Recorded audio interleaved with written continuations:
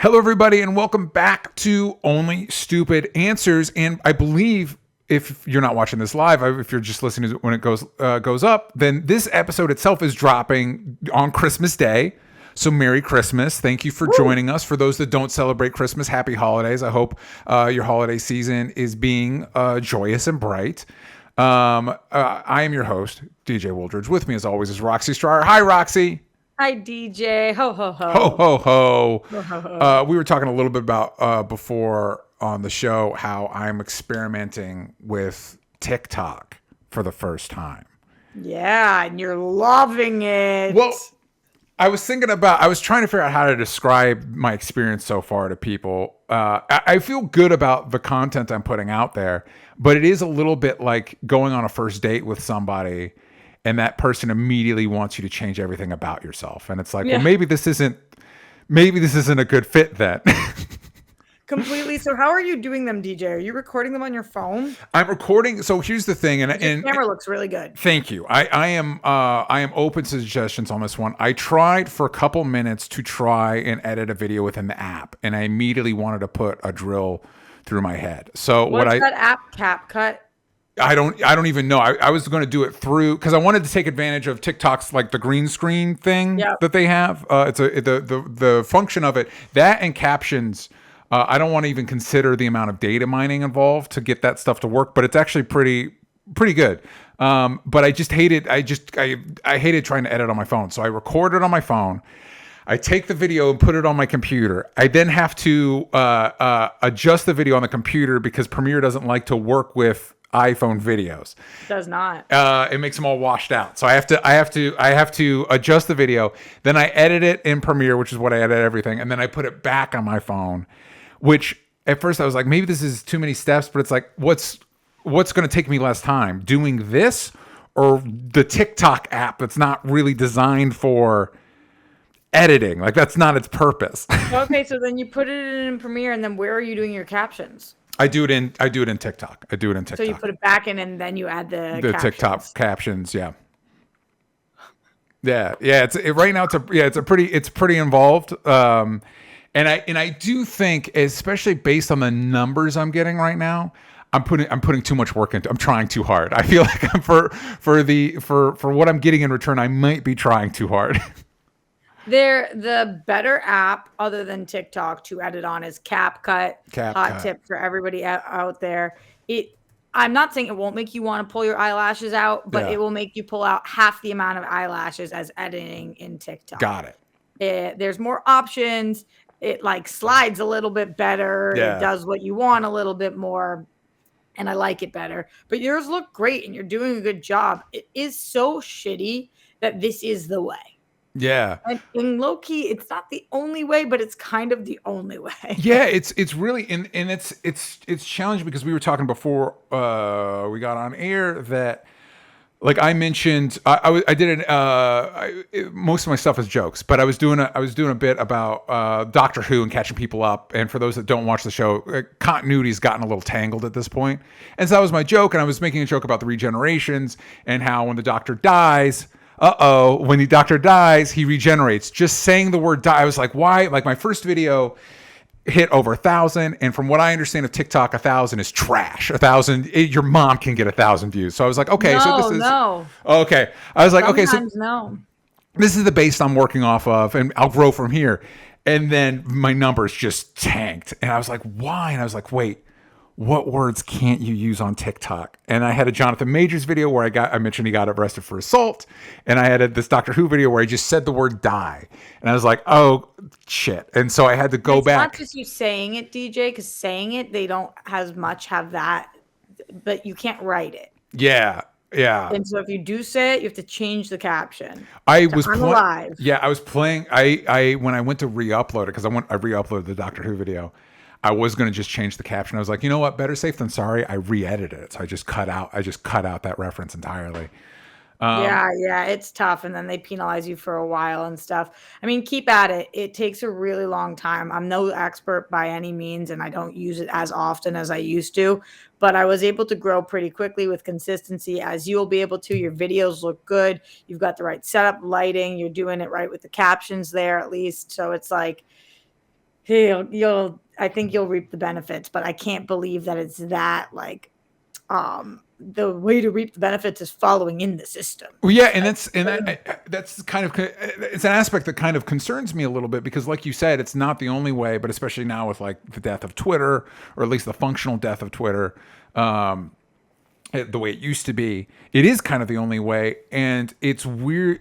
It's this weird kind of like censorship situation. So it's like you can't have frank. I understand on the one hand because we've all complained about how these apps have done a bad job about policing Nazis, for lack of a better word, but like you can't say the word. Like apparently you can't say the word "hole." huh? That's You when I can't was.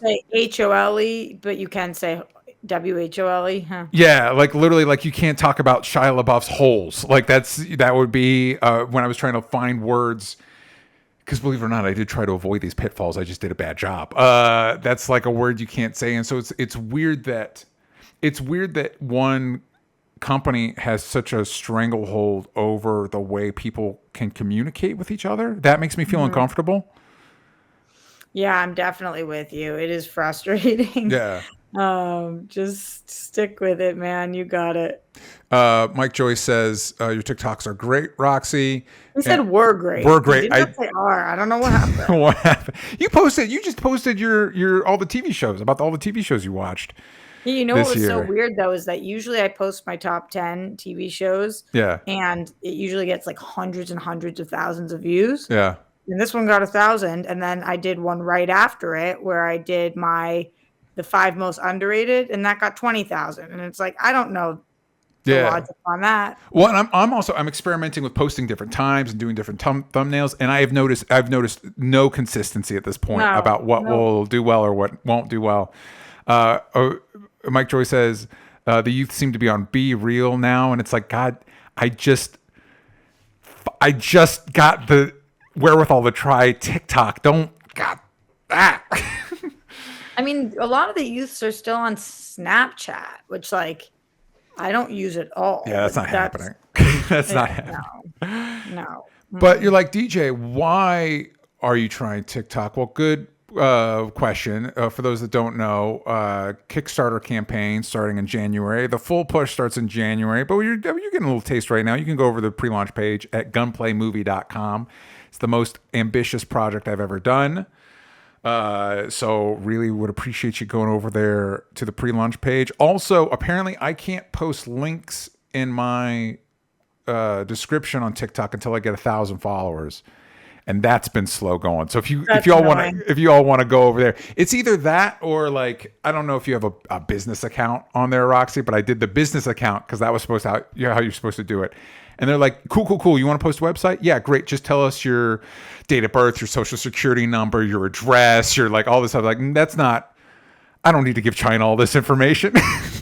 Yeah, yeah. But they So probably have it. yeah, I'm true. It's the principle though. I don't know. Anyway, this isn't a TikTok episode. We did that before with Roxy's friend Jess. Check out that video. This is our top 10 TV shows. Nobody in the biz to do this better with than Roxy, talking about TV shows. But before we get into that, of course, if you want to watch this episode live, if you want to check it out ad-free, you can do that over at patreon.com/onlystupidanswers. If you're on iTunes, please give us a 5-star review. It really helps. If you're on Spotify, every week we ask a question. Last question we did were, what movies/shows are you most looking forward to in 2024? Xavier Thomas said The Boys, obviously. The ballerina movie from John Wick might be pretty good, but I think Kingdom of the Planet of the Apes might be the best of 2024 as far as a blockbuster. Ori Ben Simon says Creature Commandos / House of the Dragon / Deadpool 3. And if you want to know what Roxy and I are looking forward to, let's go back and check out the previous video. So I think how we should do this, Roxy, we're not going to do, normally we do news, but this is dropping during the holidays. So forget about that. Normally our top 10's run long. So I think we should get right into it. For me, I'm going to go from 10 to 1. And I was going to do some like honorable mentions first because they didn't make it. But then I thought that might spoil stuff. Then you'll know what's not on the list. Aha. I see your issue. Yeah. So I think maybe save the honorable mention for the end. That's my thought. I have one complaint for you, DJ. Please. Before we jump into it. So last year I watched 115 TV shows. That's and quite a I few. wanted to beat that this year.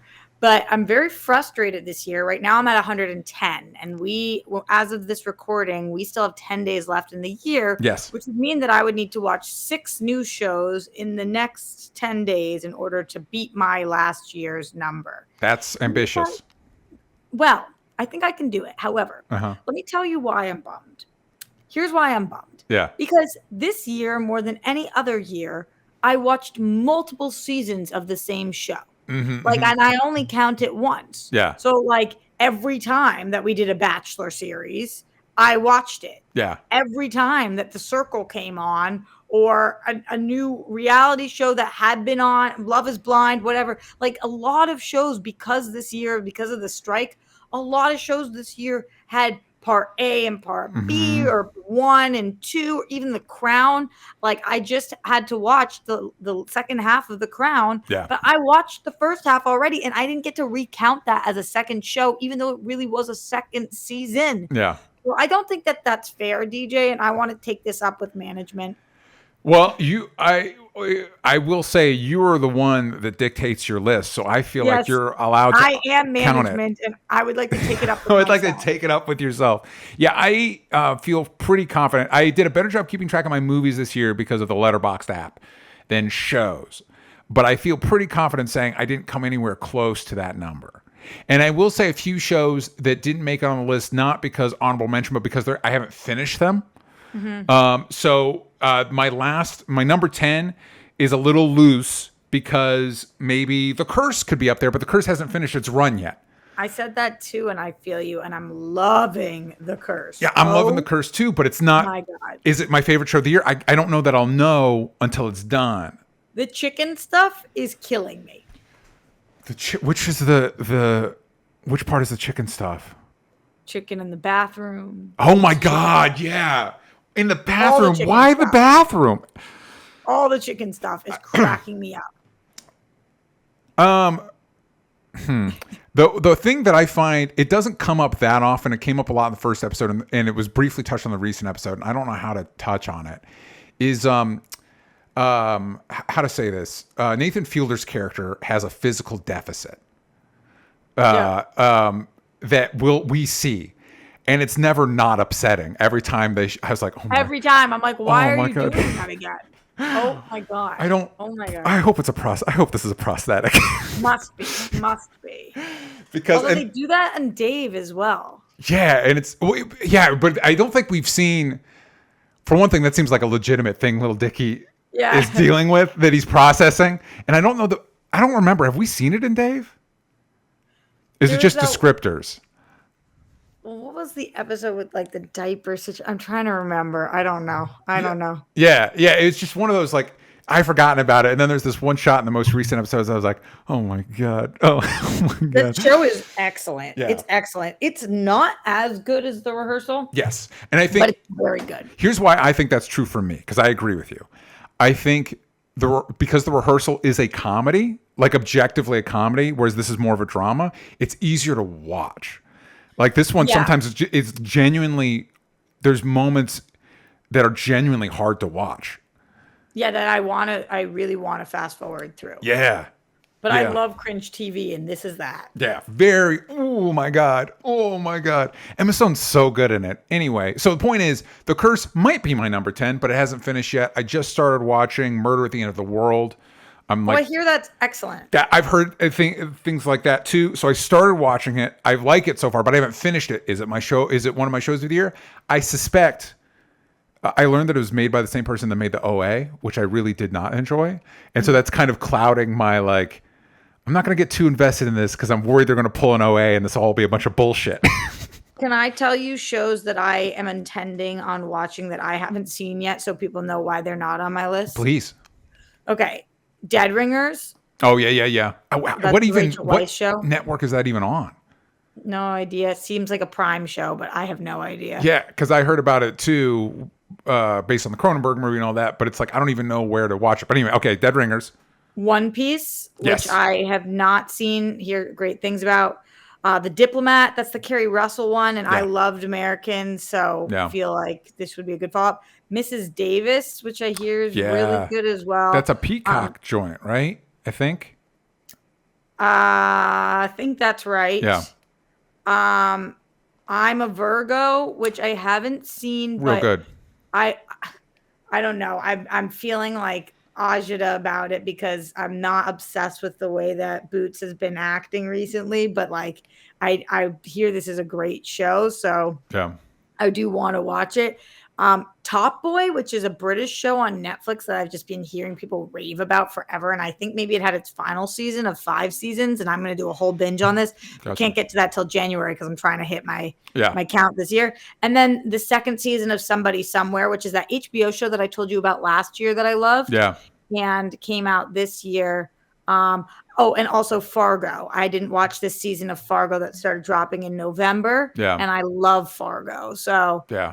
those are a few that I'm like, could they end up making my list? And then since I put out my TikTok or Instagram, whatever list, I did finish Reservation Dogs, which I do love. I'm sure is somewhere on your list, DJ. It didn't make my What? top 10, but I do love, love, love that show. Oh, so you got to meeting her dad, the girl that I did. it's good. It's a good. That was, I thought, unbelievable. And she has so much grace that I don't think I would have. Yeah. Yeah, it really does. I don't necessarily want to spoil it, but it does require I think the casting was very strategic. It's like, we kind of need you to like this guy. Right. So who's a good person to get that might be kind of a deadbeat? Like, you see, yeah, this guy could be a deadbeat also, but you kind of can't help but like the person. What I'm hoping is that he was like, I'm a massive fan of this show. Put me in, coach. Yeah. Because for them to cold reach out to him Yeah. at the caliber, the star level of him, that's quite the ask. But then again, it is a Taika show. Yeah. So yeah, maybe he could make the call. I also, this might get into light spoilers, having just watched the Before trilogy and being a big fan of Linklater's work, the second he showed up, I was like, that's what the show reminds me of. It reminds me of a Richard Linklater movie. You know what I mean? Where it's just kind of like you're just existing with these people. yeah, I like him a lot too. I did not like Boyhood, but I do like him a lot in general. Yeah. I love slice of life stuff. Yeah. Yeah. So anyway, let's dive in to our lists. Again, for me, I'm going to go 10-1. That does not necessarily need to be what Roxy does, but that's what I'm going to do. I just am going to have an enjoyable time in which I tell you what they are, but then maybe try to do like the bottom half is the bottom half, top half is the top half, but Totally. not in order. Totally. So the last one's important because, again, maybe The Curse could bump it, maybe Murder Within the World could bump it, but right now, as it stands, everything else is pretty locked in. As it stands, my 10th favorite show this year was The Last of Us. We talked about it a little bit. We talked about it. This was one. I'm probably going to spend more time on the shows that we couldn't talk about because of the strike, because we haven't had a chance to talk about them. Last of Us, we talked about. I'm a fan of the games. I think the show did an excellent job adapting it. I don't know that it quite nailed the ending the same way the ending of the game impacted me. Like, it didn't create that same feeling. But I thought the cast was phenomenal. I thought the storytelling was phenomenal. Last of Us. You know what I'm going to do, DJ? Yeah. When there's something on your list that's on mine, I'm just going to talk about it after you, so then we don't end up coming back to it and talking about it twice. That's a great idea. The Last of Us is also on my list. Hell yeah. Is this the best video game adaptation ever? It is definitely up there. It 'Cause I might think be. Of what I've seen, this could be numero uno. I loved this. I Yeah. think that they just absolutely nailed it. It's the dynamic duo of the year for sure. Yeah. And I think that it was lucky that this was an HBO thing. It was lucky that they got, not lucky, but the two actors had such extreme chemistry. Yeah. And I thought that they did an unbelievable world building job here. Can't wait for season 2. Yeah, and they did, as far as the video game adaptation part goes, they did a good job staying true to the source material while also using it as an opportunity to flesh out different characters, explore different aspects of their world. I definitely, it is definitely at the top. The only thing I think might compete with it as far as video game adaptations go is and this wouldn't be up your alley, Roxy, but there's an anime adaptation of Castlevania that is excellent. And the gap between the two, like the Last of Us game story is basically this story. It's already a really good story. Castlevania is your guy goes from right to left killing monsters, and they made this anime that deals with, you know, these intricate personal relationships and stuff like that. So the only thing Castlevania has over Last of Us is the material it's working off of is a lot thinner, and it made a lot more out of it. So Last of Us is on both of our lists. I wonder how much overlap there will be. I can guarantee this one's not going to be on Roxy's list because it's animated. My Adventures with Superman is my number 9 pick because this was a new show. I watched it on Max. It's an Adult Swim show. This was one that was kind of on the bubble when Zaslav was axing stuff left and right. It is a new Superman animated series from the same studio that did Legends of Korra, which if you know that it's a beautiful. And so this show is beautiful. And what makes it special is that it takes a lot of anime tropes and applies them to Superman, which really refreshes it, I feel like, for a new generation. And it's a great opportunity. It's a great jumping on point for younger people that may not be associated with Superman, or people whose only experience with Superman are the Snyder movies where he's dark and brooding. This really gets to the core of the character, introduces some interesting wrinkles, and might be my favorite adaptation of Lois Lane, because at the end of the day, even though, you know, this is a Superman show, he's fighting monsters and stuff like that, the heart of the show is his relationship with Lois and Jimmy.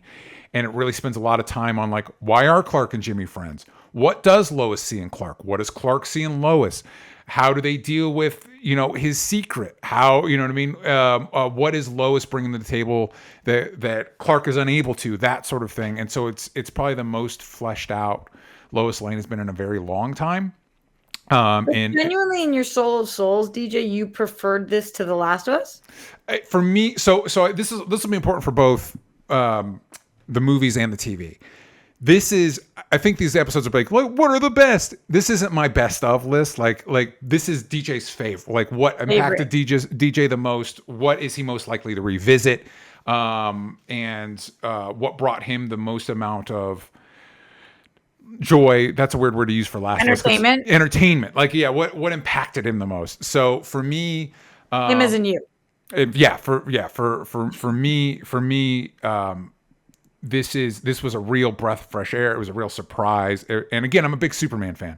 And so to see something that really captures what you love about the character in a way that you think is very accessible for new generations is really exciting. Like, if I had kids, I'd be so stoked to be like, watch this. If you want to know why Dad loves Superman, watch this show. This show gets it. And especially since our main source of DC content has been the DCU, which, love it or hate it, DCU has been, you know, I would say volatile. It's been kind of up and down. To see something so just really like clean that gets to the heart of what you love about a character. Yeah. So for me, this is number 9. For me, the next one I want to talk about is a show that actually came out in the first half of the year. But when I did my top shows in the first half of the year, I didn't put it on my list. Yeah. And the reason was, I feel like it's impacted me more and more as time went on. And I just find it to be even more special. The show is Jury Duty. Nice. And I think that one of the ways that I make these lists, for you, it's your favorite. For me, it's kind of a combo of different things. But I always like to think, if the Emmys or the Oscars were held 10 years later about that year, what would be the show that we remembered from that year? What's like unique to that year? And I think that kind of like the first year of the pandemic, how Tiger King was the show. Yeah. Not saying it was the best show of the year, but it was like the it show of that year. I kind of feel that way about Jury Duty this year. Yeah. Jury Duty really embodies 2023.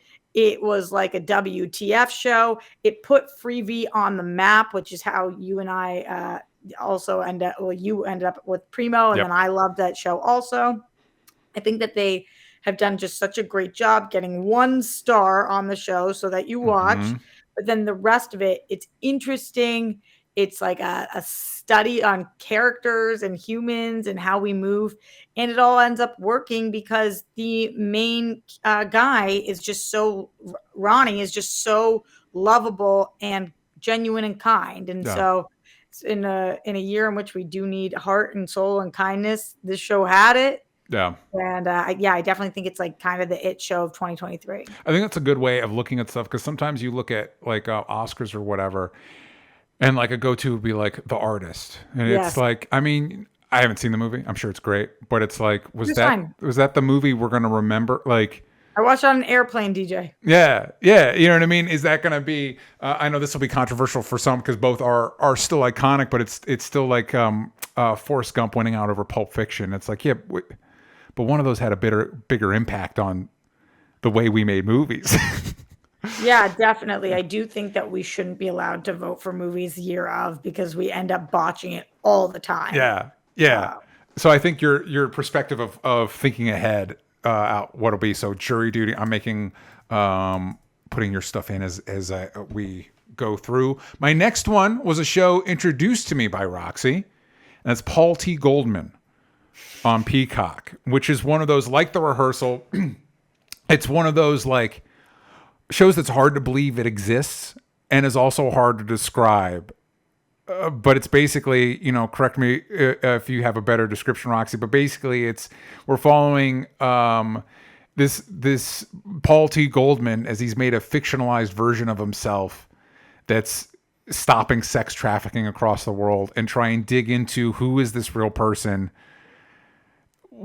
how did he escape into this fantasy world, and in some ways what harm has he done in that. It's hard. It's a hard show to describe, but it is like, it's an interesting expansion of what the medium of TV can do. Yeah, I think it's a great pick, DJ. It's kind of similar to Jury Duty, and like it's very unique to this year. Yeah.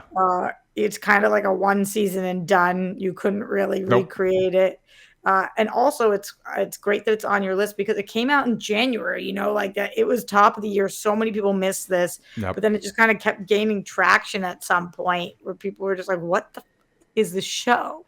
Is this guy real? What's up? And by the end you kind of feel bad. So yeah, good pick. Yeah. And it's a weird, but it is the ending is really bittersweet because in some ways, or at least the way I felt, you do feel bad for Paul, but also like, Paul's done some damage. He's not blameless. It's an interesting exploration of a specific type of person. So for me, that is number 8 is Paul T. Goldman. I'm gonna go next with okay. I'm gonna do Shrinking. This is a show that I think it has a lot of star power. Jason Segel, Harrison Ford, and so many more. It is a show that is like full of a lot of heart, but really funny. That has unique quirks to it, like somebody collecting and painting rocks. And there's a lot of different, they paid attention to every corner of this show, which I really liked. It's also one of the easiest to recommend to anybody.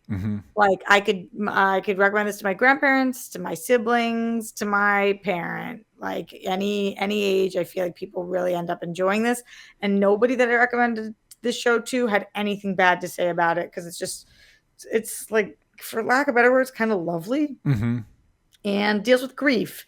And I think that shows that try to tackle grief and tackle it in a way that is helpful and honest.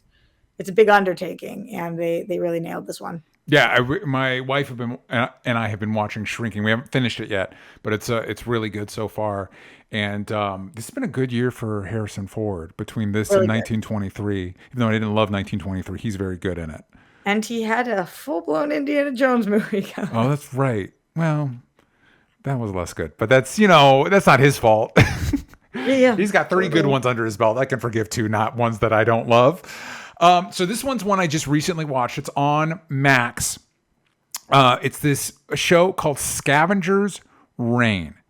It's an animated series that's unlike anything else I've watched this year. You follow a group of people. It's set in some future time where humans are doing interstellar travel, and it follows a group of people that had to escape what is functionally like a freight ship. They're hauling cargo across the solar system, galaxy, whatever. And so they escape onto this planet, and they're separated. So you're following groups of people. Like there's two people over here, and then one person on a robot over here, and then this one guy over here. And they're each trying to make their way back to the ship, which has been brought down to the planet. And they're trying to survive the alien creatures that are there. But what's really interesting about it is the show's ability to show, don't tell. If a creature does something, all these sci-fi creatures are doing crazy sci-fi things, but the show always takes the time to show you why the creature might do this as an animal behavior, not as some like I'm out to get you, but it's like this is just we're nature. This is how this on this planet. This is how things work. So, for example, there's a point where a character is looking at something, and these like floating puffball spores start attaching to her skin, and she has trouble pulling them off, and then she sees this creature come out of the ground that the spores are coming off of, and the spores attach to another creature, and the bigger creature with the spores eats the other creature. So you see, oh, these spores aren't just happening. This is how this creature hunts. You know what I mean? And no matter how outlandish the offer is, the show takes the time to be like, here's how this works within this environment. And it does, and it's a fantastic exploration of, I think, of people and the way people operate and our relationship with nature, because not only at a certain point these people are trying to survive the environment, but inevitably the environment changes them and they change the environment. Like they're connected, whether they want to be or not. For example, the antagonist that has a show has a good antagonist that just them being present on screen, you're like, oh fuck, not this guy. Oh god damn it. Yeah. But there's this one of the survivors develops a symbiotic relationship with a creature on the planet. It has this goo that it spits in the creature's mouths, and then that creature does stuff for it. And so it does that to this human, but the human's an invasive species. So it's way more successful than any of the other things that it had in its thrall. And so this creature becomes huge, and it develops and it controls this guy through his memory. So we see this guy's memories and his history. And so there's the show, without ever saying it, does a good job of illustrating that the two are connected. And so this guy's hangups kind of become the creature's hangups.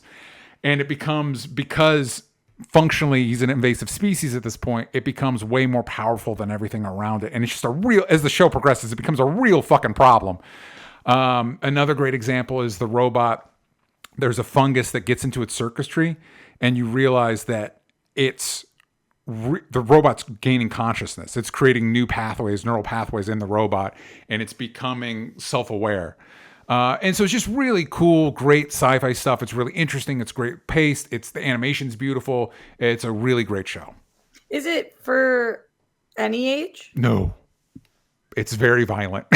Oh, okay. Yeah. Yeah, but I mean, like, are they swearing? Is there is it? So there's a little bit of nudity in flashbacks, because again, mostly it's them surviving. There's a little bit of cursing, but there's not a lot of dialogue in it. But it is very violent. So like Invincible level? Not Invincible, because you could say that Invincible can level on gratuitous. This is never that, but it's like, for example, the creature I was talking about that makes a human its thrall. It has psychic abilities, and it like snaps somebody's neck, like literally like whips their head around and breaks their neck and stuff like that. And it can be bloody. So I would say, it's definitely for adults, maybe like, 14-year-old or whatever. I don't know the TV ratings, but it's definitely meant for adults, and it's definitely adult in its themes. It's not necessarily like a fun, it's very meditative. Yep. Okay.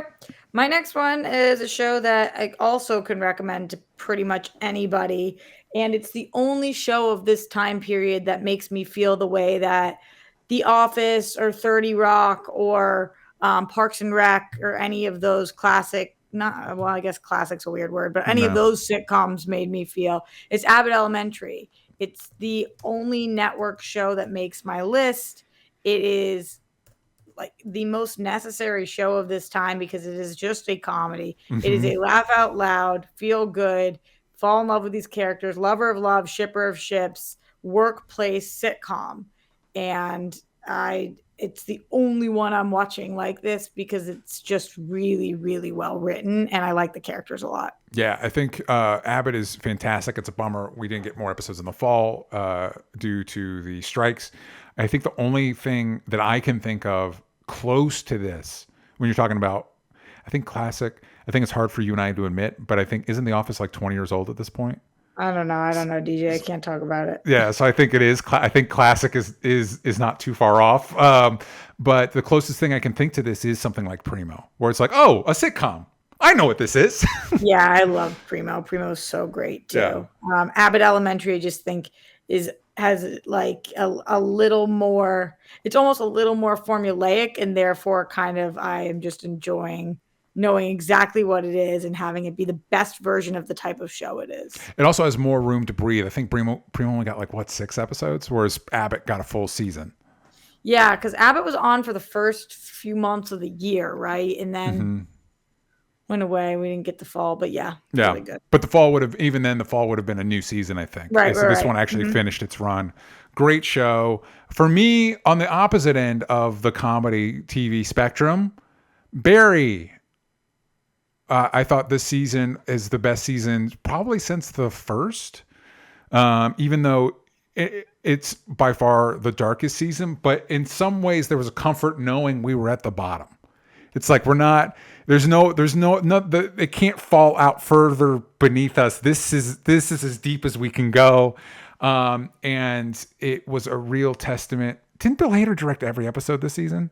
I don't know. That's cool if you did. I think he might have. I'm not going to look it up, but Oh, look. it's a testament to his growth and skill as a director and as a performer. Although I don't want to sleep on. I should have had notes for these shows because I'm in the middle of talking about it. I'm blanking on it.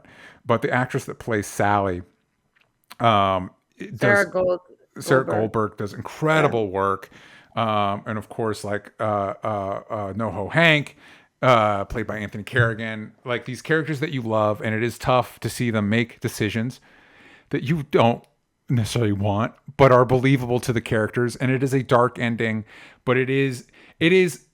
I think they already did Golden Globe nominations. This is nominated for Best Comedy, right? Something like that. I think so. It's a drama. Don't let the 30-minute runtime fool you. This is a drama with jokes in it, and it can be very funny. I also think this might have been one of the funniest seasons. But it is a drama. It is dark. It is bleak. But it is also existential in a way that I really respond to. And I think it does a good job discussing how we, like as Americans, deal with violence, process violence, and consume violence in our media. Great show. Bummed. You know what, Roxy? I'm not bummed that it's gone. It's good that because it's, it could be harrowing at times, but these 4 seasons, it's a great show, and I'm glad it got to end on its own terms. Yeah, it is a good, really, really solid show. Bill Hader did direct every episode this season and wrote half of them. Really good. Yeah. I think the reason this didn't make my list, it's kind of unfair to the show, but this show ended the same time that Marvelous Mrs. Maisel ended, that Succession ended, that some of the biggest shows ended, and this finale didn't stack up to me the way those did. Totally. Like, I loved this show, and I loved that it did morph, but I don't know that it completely delivered on what it promised in the first season, and it did kind of take on a whole new life, and it was so dark. Yeah. And I was like, ugh. Yeah, it's definitely, it's not an easy watch. It definitely, first episode is like, hey, kind of a dark comedy. By the end, it's like, yeah, this is a fucking bleak drama. This is a bleak existential drama is what this show is. Totally. Okay. I was saving this one because I thought maybe it would be on your list, but you haven't mentioned it yet. So maybe it's not. Gen V. This is my favorite superhero show of the year. I think that this is the best superhero show of the year. I love The Boys, obviously. I have been a big Boys fan for a long time. Thought that there was absolutely no way that Gen V was going to be as good as The Boys. Yeah. And then I watched it, and it just hit me in an even more powerful way than The Boys did. Yeah. Even though I think that The Boys might be a more solid show, they're both really solid, but Gen V to me, because it does such a great job of dealing with like, I love those coming of age shows. Yeah. And this is talking about real life issues in a superhero way, and how to navigate certain conversations around eating disorders or cutting, but also around authority. And in general, I just thought with them introducing all of these new characters, then having touches of the boys' characters, Yeah. and still being a superhero show, which, let's be honest, you and I are nerdy, so is one of my Hmm. favorite genres. Yep. It was like mind-blowingly good. Totally, totally. It didn't make my list. I think it's excellent though, and I do understand why you would respond maybe more to this than even the boys, because it is definitely more accessible in that it's young people discovering themselves. We've all been there. It's a more diverse cast. The boys is like, which angry white guy is gonna, you know what I mean? Like, it's just, which is great. I love the boys. But this is definitely a more accessible story, and similar to you, because spinoffs are normally bad, Right. and it's like, and the boys is such a specific voice that it's like, well, this is probably not going to be, it just doesn't feel like it's built for spinoffs. And then within the first episode, it's like, oh, actually, this is probably going to be real good. This has got all the stuff to be real good. Yeah, really excellent. So for me, this is one that was probably going to be on your list. I think everything left on my list might be on your list. I'm not sure. I've been trying to angle it that way. We'll see. We'll see. This one is Silo, which is a new Apple TV Plus sci-fi series, starring Rebecca Ferguson. And I'll say, we talked a little bit about the show, but I'll say this about it: it does not fuck around. Like I think like the first half of the season, every episode, a character you love is gonna die. Like, it's gonna be, it like, but it's not just that. It's not just the that kind of surprises you. I think we just talked about Silo the other day, but it's built around a mystery, and normally those can be very, in a post-Lost world, it's like, are we going to pay this off? And it does an incredible job of answering the question. It presents a question in the pilot, and it answers that question. What is outside the silo? That answer gives you 100 other questions. Like wait, now that I know what's outside the silo, what does that mean for everything else that I know? And so because in today's day and age, it's like, there's no guarantee this is going to get multiple seasons. So if you leave me on a like no answers cliffhanger, that's not great. It doesn't do that. And the ride is excellent. It takes a lot of twists, but all the twists are believable. Silo's on my list. Yeah, this is my favorite show of the year. And to the point where like I almost get offended when I'm reading everybody's top tens if it's not on there, but then I justify it. I'm like, oh, they didn't see it. Yeah. It must be. Like, if it's not on your top 10 list of the year, I honestly believe that you didn't see this show. Yeah. Because it is just so good. It is, to me, Severance has a slight edge on this. Obviously, that wasn't this year. Yeah. But to me, they're similar types of shows. And they're both Apple shows. Yeah. They're both Apple shows. They both have unbelievable actors. They are make you think and ask yourself, what would you do in this scenario? And I think that Silo, like Severance, also had the best season finale of the year. Yeah. Where we do get that answer. But like you said, okay, but now what? And also, I don't really know what's going on outside the silo. I see something, but I don't know what to make of that. Yeah. So, I just think that this show is the bee's knees. It is the best of the year. Wow, Leonard Kim says he saw Silo. It's not even his top 25. That is appalling to me. Sorry, Leonard Kim. Yeah. I think that's shocking. Like, I, as a viewer, my favorite thing is things that make me think about, for lack of better words, myself. Well, how would I navigate this? What would I do? How would I be feeling? And like you said, it's got that, you didn't say this part, but it's got that Game of Thrones element to it too, where it's like none of your people are safe. So the stakes are always so fucking high on this show, because at any given moment, somebody can be axed. Yeah.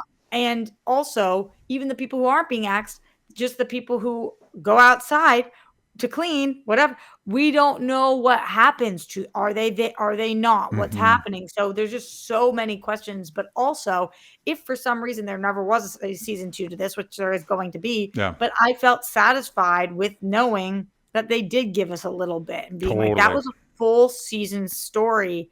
That was brilliant TV telling, storytelling, Yeah. and yeah, just the performances too, just killer. And lover, love, shipper, ships, they gave me a little bit of that as well. Yeah, and it's great world building. Like everything that they introduce makes sense so far. You told me about this one, DJ. Yeah. It was. I don't know why. Maybe it's just Rebecca Ferguson. I was like, I'll watch a sci-fi show with Rebecca Ferguson. Let's do it. And it was great. And also, like when you were talking about like nobody's safe, there's a couple times, especially later in the season, where it ends on a cliffhanger where like. Is Rebecca Ferguson safe? And it's like, truthfully, I don't know. You've already changed protagonists at least twice now. Yeah, that first after the first episode, I was like, what? Yeah. Wait, I thought this person, you advertised as if this person was a part of the show. Yeah. Just like shocked. And then you're like, okay, I guess we're following this guy. And then episode 2, you're like, okay, so what are we doing? Yeah. Wild. Yeah. Oh, so good. Yeah, it's a good show. Apple TV Plus, man. This Severance. They're my favorite network right now because like shows like even the morning show didn't make my list, but I ride for that show so heavy. Yep. So next for me is Warrior, which is a little bittersweet as of this moment. It was just axed. It just had its 3rd season. It was just axed at Max. However, because Zaslav is stripping Max for parts, it is being picked up. The 3 seasons that have already aired have been picked up by Netflix. So there's a chance if all of you go and watch it on Netflix, we'll get a season 4. Maybe I will because I hear from everyone that I respect that this show is amazing. This show rips. So basically it is Bruce Lee back when he was alive. He was pitching a show that ended up kind of being taken from him, unfortunately became Kung Fu. But those original notes were taken by his wife and were given, I believe, to the producer of Banshee, which was another great action show on Cinemax. And it became this show. And so the action in it is the best on TV, if not some of the best in media. The characters and the storytelling are surprisingly nuanced for what is functionally a high octane action show. If you've never watched a show on Cinemax, at least any Cinemax show I've watched, it's titties and blood. Like it's really just going straight for your lizard brain.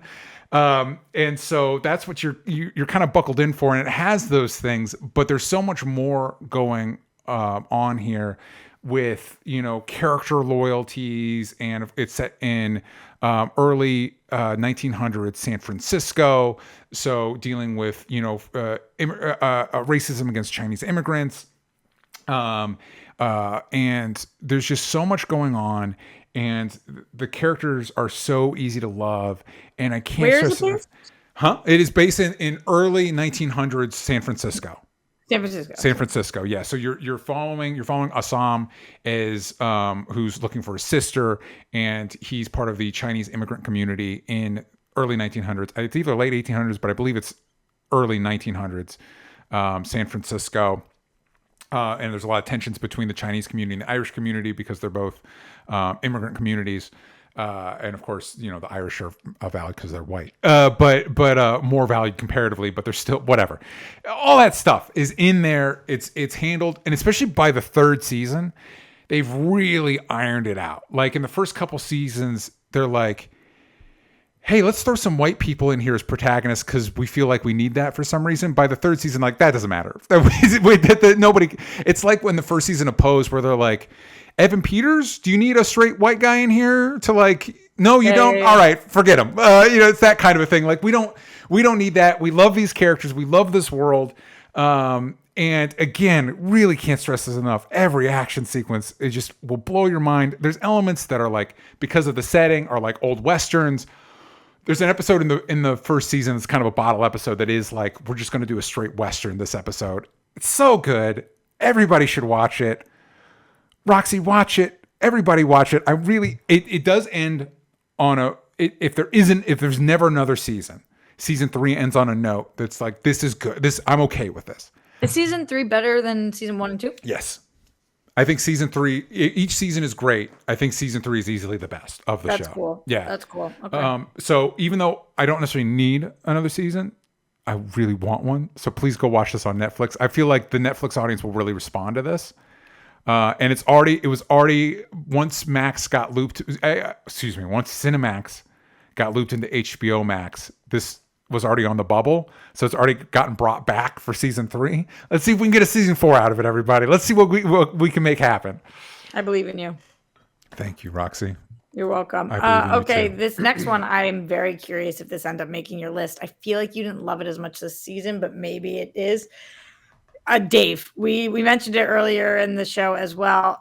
Dave, to me, is, you guys know my favorite genre is cringe television. Dave is the best. Dave and Rami continue to be like the two best consistent cringe television shows that there are. Kings of cringe. If there was ever a Dave and Rami crossover, Yeah. I feel like I would lose my shit. Dave and Rami with Nathan Fielder. It's like, is this even watchable? Does it need a content warning? Like at maximum cringe. Right. Rami wasn't on this season. I mean, this year. Yeah. So David is. Yeah. I think that it is so. It's half because of Dave and half because of Gata. Yeah. The cameos this season were insane. This is the craziest cameos of any show I've ever seen ever might have been this show this season. Especially the last episode, but also just like that entire A-list celebrity episode. Yep. But then every pop-in that we also do with like musicians and like, at every party, it's just crazy because people clearly like Lil Dicky. Yeah. And they want to be on his show that they also think is hysterical and great. The kidnapped episode this season was like, I mean, you could not look away. Yeah. But there was a lot of moments, a lot of heart from Gata too. It actually does try to tackle some real like mental health issues on this show and artist issues, and like being a creative and an artist means having a lot of things going on. Yeah. I think that consistently this show is just every season excellent. Yeah, Dave is great. Dave isn't my honorable mention. Didn't crack the top 10, but still was on the, I got my little like stuff that was on the list at one point and maybe got bumped down. Dave is in that little. Yep, I hear you. But it definitely a great season. And like you said, like the cameo, like we just talked about at the beginning of the show. I think it was during the show with Reservation Dogs. It's like, yeah, but Dave, man, the pull Dave gets is insane.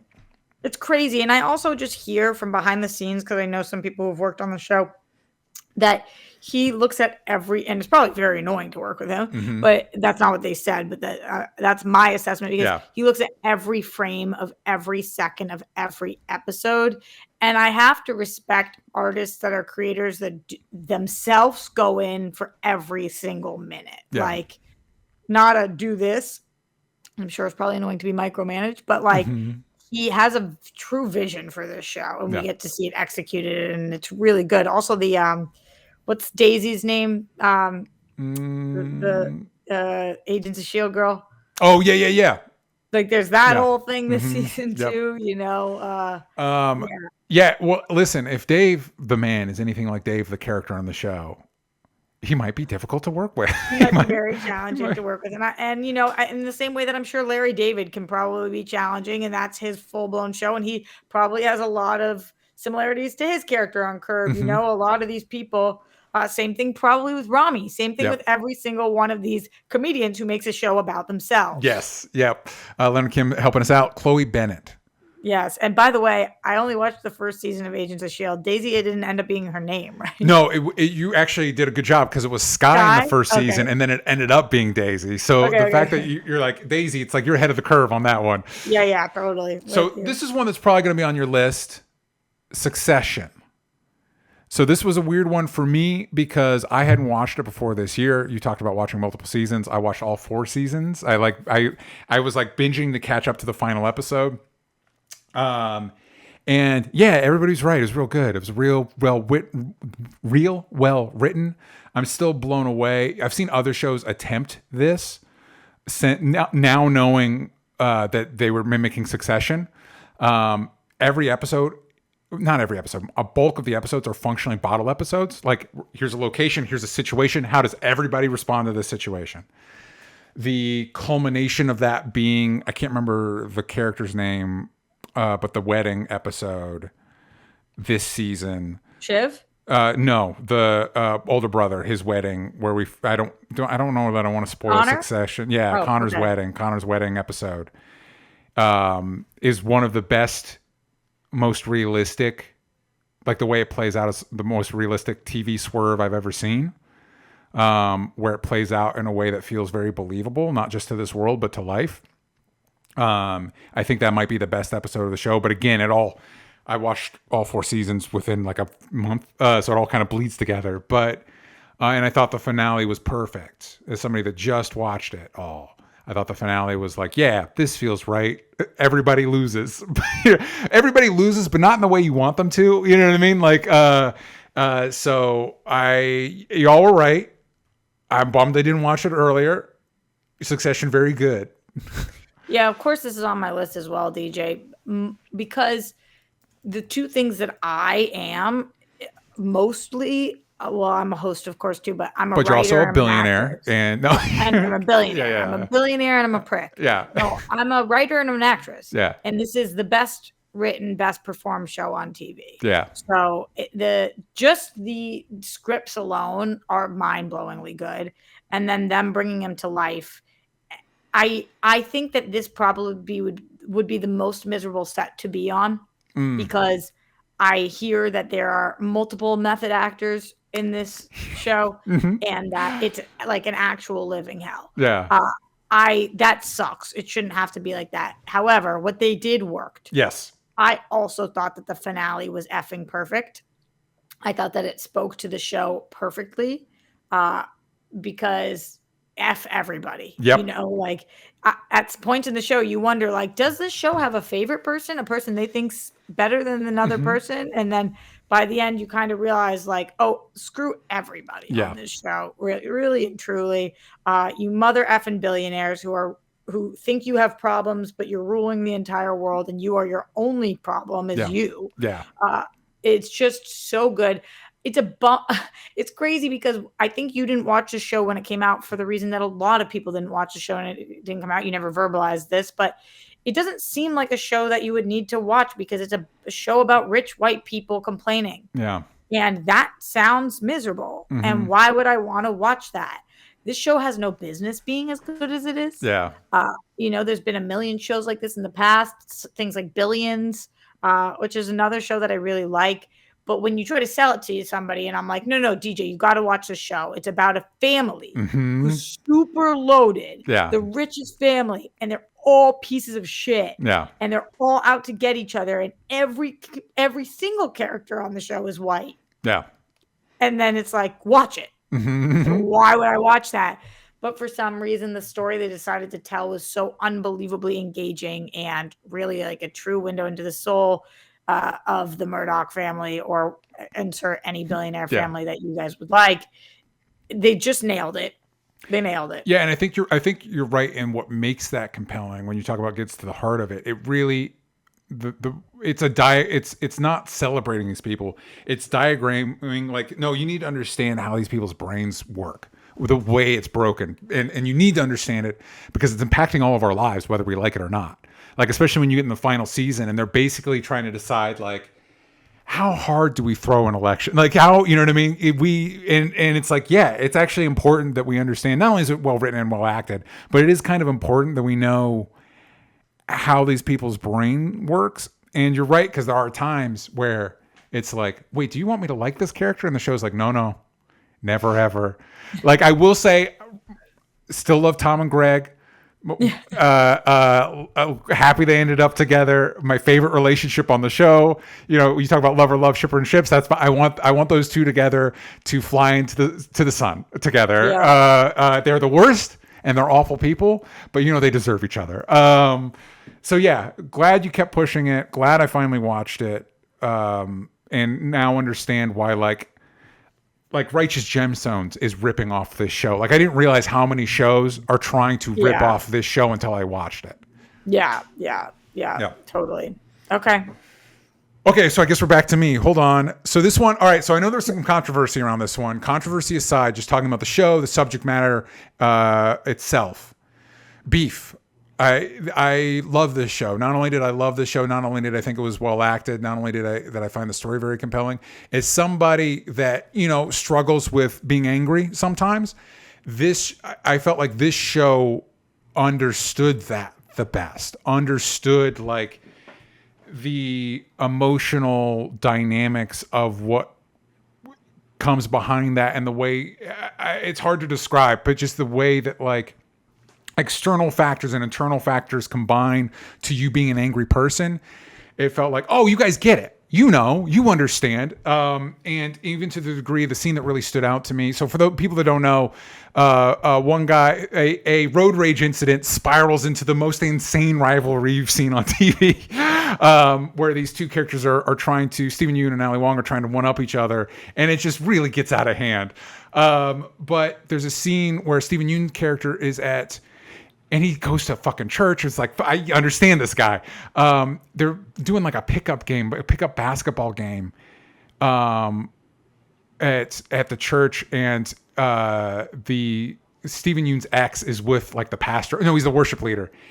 And the worship leader is frustrated about Stephen Yeun's bullshit. And he lashes out on the basketball court. And everybody's like, this guy, why? Even Stephen Yeun's like, why is he acting that way? It's like, dude, you know why? You do the same thing. You're the same way.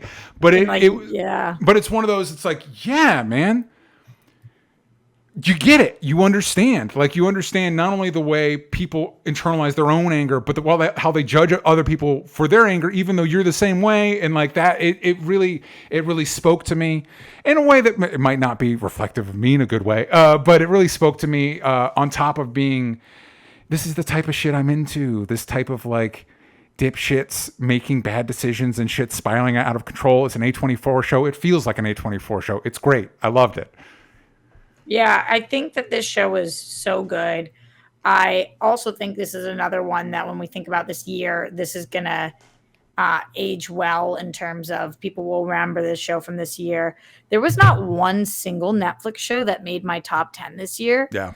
Which is wild. If there had been one, it would have been this. Mm-hmm. I luckily watched this before any of the controversy came out because I binged it night of, because I am a big fan of these two actors. Yeah. And I happen to really, really love it. The only reason it didn't make my top 10 is because it is pretty simple. Mm-hmm. And that's why I really, really liked it, but it just didn't get to that next level for me. Like, talk about slice of life. This is a very simple story of anger, of beef. They have beef with each other. And I really thought that they nailed that. It's definitely my top 15. Yeah. But not quite cracking the top 10. And they've talked about, because it did so well, they've talked about doing a second season. And it's one of those, as much as I loved it, the ending is perfect. I really like, when you're watching the show, you get to the second to last episode and you're like, wait, there's another one? And then the way the last episode unfolds, it's like, yeah, this is the catharsis we've needed this whole show. And it's really like, I found it very beautiful, and I totally get why it wouldn't be on your list, but it obviously spoke to me in a specific way. Yeah, I get it. Yeah. Leonard Kim says, I thought the finale of Beef was awful. I so disagree. What? Leonard Kim's coming in with some hot. He's coming in hot. So what's your next one, Roxy? My next one would be Yellow Jackets. This show is so good. There is a scene from this season that is so haunted in my brain that has to do with eating. Yeah. That is just like, oh, yep, we're doing it. We are doing it. Yeah. But also just watching people become be in the worst situation, become the most extreme versions of themselves is fascinating. I loved watching I think about shows that I grew up with, how there are two generations of characters on those shows, right? Like, even if you think about, and it's so weird to relate to Yellow Jackets, but a 90210 or a Gossip Girl or whatever. And there's the parents and there's the kids. And when you're watching as a kid, you like the teenage characters. But when you're watching as an adult, you end up liking the parent characters. what I think this show just does so brilliantly is because it is two different generations of people split, Yeah. but it's the same people. Mm-hmm. So we're getting to see them in two different moments of their life. Yeah.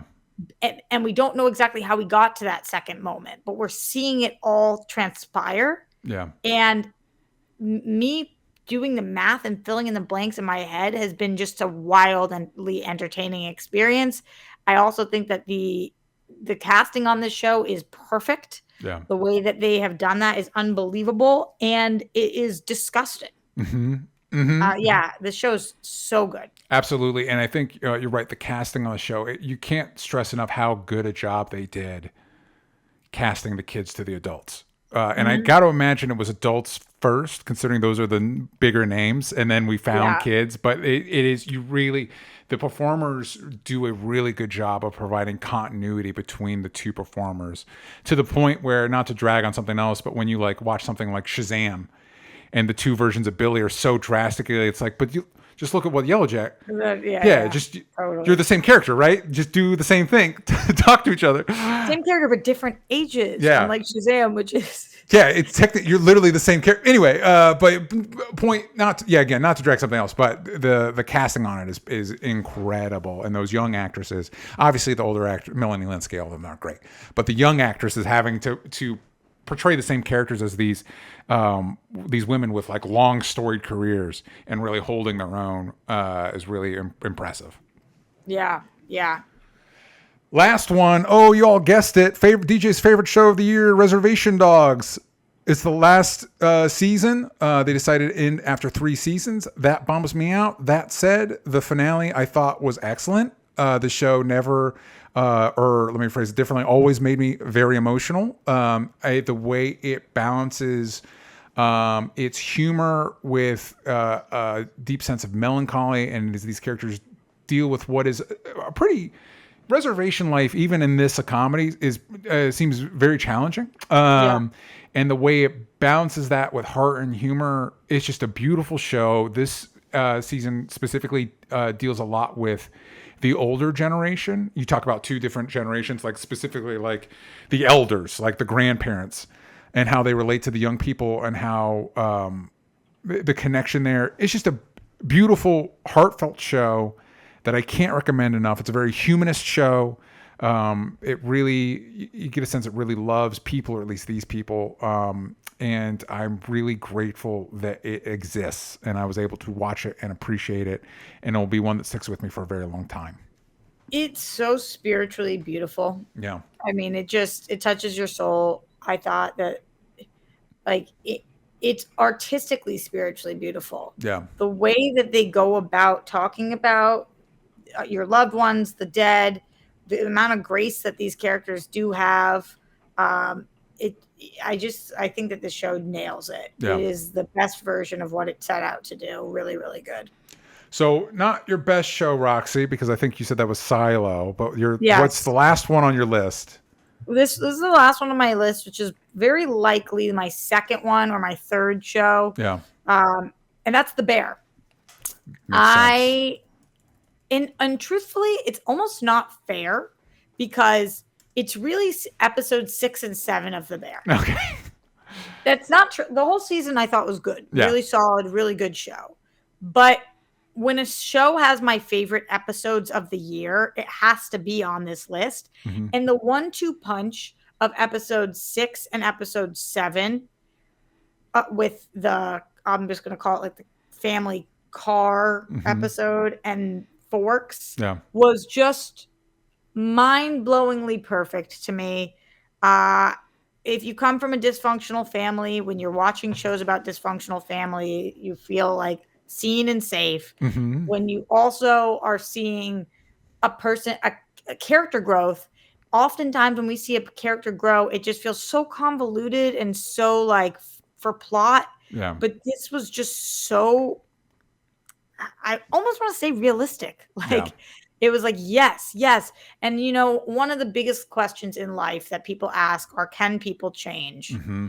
And if you're somebody who's changed, you very obviously know the answer to that is yes. Mm-hmm. And so I find that the only people that ask that are people who either have never had to change or never have changed. Yeah. And this show, I think, shows growth and change. Change doesn't always mean in a positive direction. That's Sometimes true. you slip backwards, Yeah. sometimes you move forwards.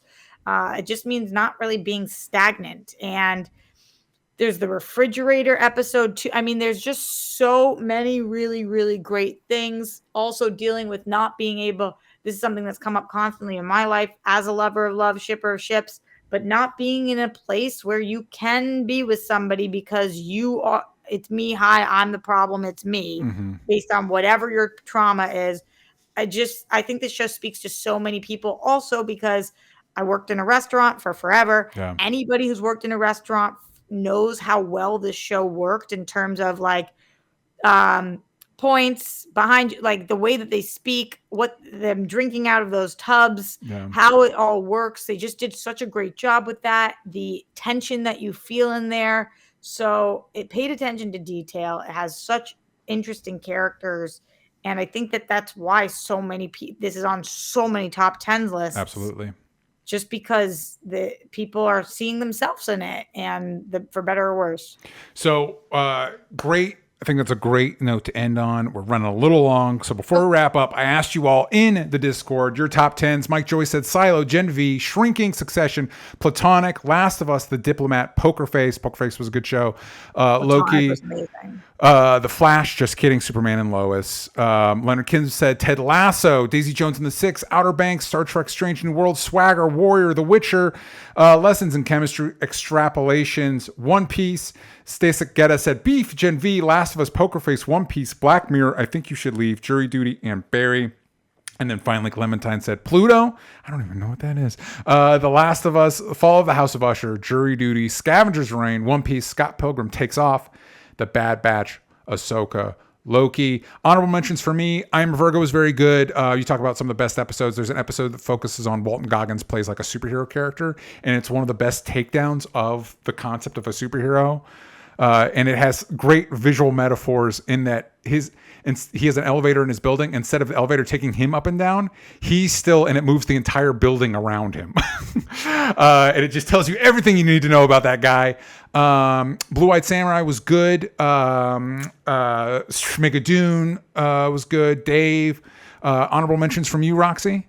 Yeah, we mentioned a few of them, like Beef, Platonic, Sex Education, which people didn't like this final season. I thought was great. Marvelous Mrs. Maisel, which had an amazing finale. The Other Two, which is that HBO show that I love. The Great. Yeah. And I also did love Ted Lasso. So those were our top 10 TV shows of 2023. In the comments or wherever you're interacting with us, let us know what your top 10s were. Have a Merry Christmas or Happy Holidays, whatever you're celebrating. Enjoy that time, and we will see you all next time.